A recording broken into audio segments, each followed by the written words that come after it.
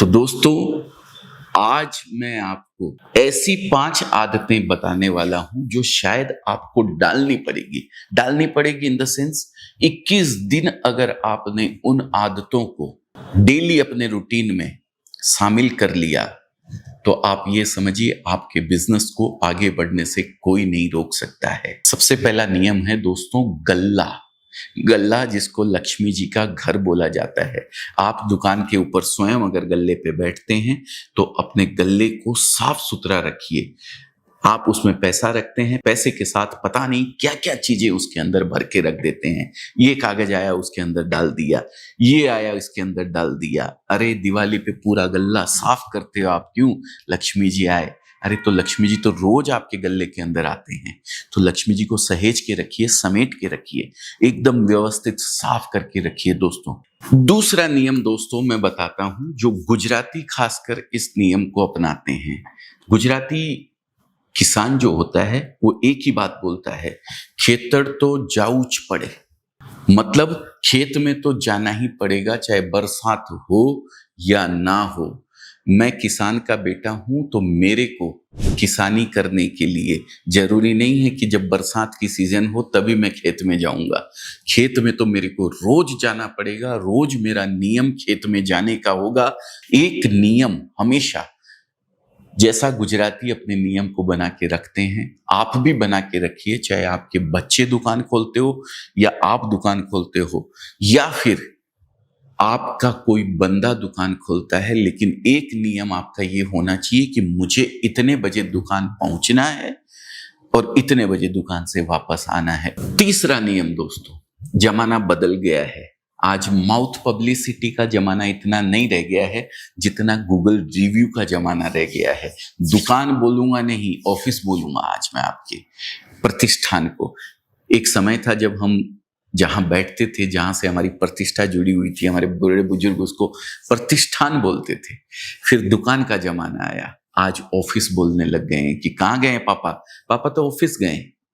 ठीक है, तो अब हमें भी चेंज होना पड़ेगा। माउथ पब्लिसिटी के भरोसे नहीं बैठना पड़ेगा।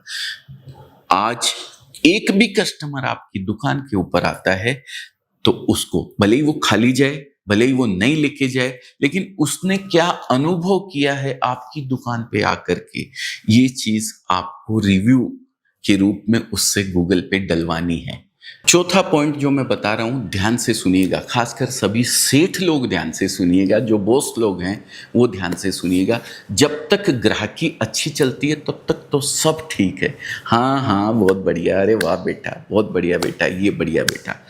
सब बच्चों को खूब हाँ ठीक है बेटा, सब चलेगा, हाँ करो, चाय पानी पी रहा है, हाँ पीते रहो।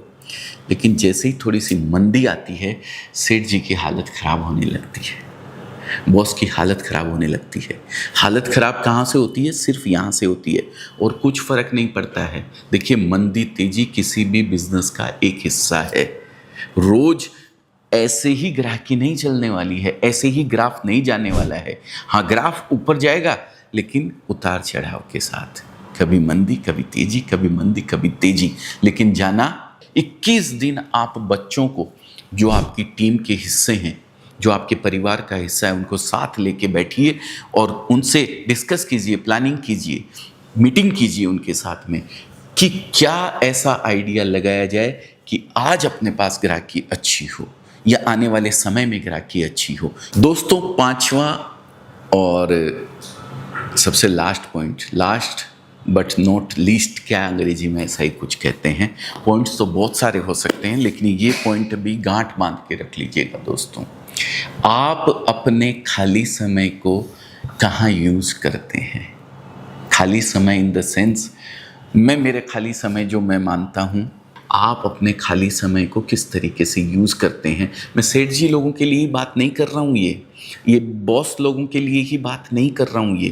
ये अगर आप किसी दुकान में नौकरी कर रहे हैं, किसी सेठ के नीचे, किसी बॉस के नीचे, तो भी मैं आपके लिए ये बात कह रहा हूँ। ये हर बंदे के लिए जो ये वीडियो देख रहा है, कुछ अच्छा या तो देखना पड़ेगा, या कुछ अच्छा सुनना पड़ेगा, या कुछ अच्छा पढ़ना पड़ेगा।